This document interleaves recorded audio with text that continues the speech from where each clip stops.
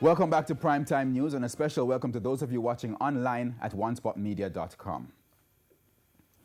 This evening, a warning for parents in particular to take the dengue outbreak more seriously and pay closer attention to children who become ill with dengue-like symptoms. Medical Health Officer for St. Catherine, Dr. Francia Prosper Chen, gave the warning at a dengue press conference held at the Portmore Municipal Corporation this week. TVJ's Krista Campbell reports. The dengue virus, named among the top 10 public health threats that will affect the world over the next few years. That statistic from the World Health Organization, quoted by the Medical Health Officer for St. Catherine, Dr. Francia Prosper Chen, as reason enough for Jamaicans to take the current dengue outbreak much more seriously. And with a few confirmed cases of youngsters dying from the virus in Jamaica, she's urging parents to be more vigilant when their children become ill. We are seeing unusual symptoms that are coming forward also with this outbreak. Abdominal pain is one of those. Your child has a fever, then you only give Panadol.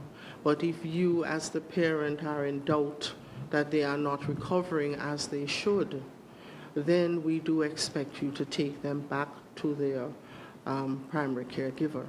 Meanwhile, with children more vulnerable to the dengue virus than adults, another appeal from Portmore Mayor Leon Thomas for help from the health and education ministers in targeting the most vulnerable schools in Portmore, where an increasing number of children have been out sick with dengue-like symptoms. Any number of increase that is taking place in the municipality in our schools now.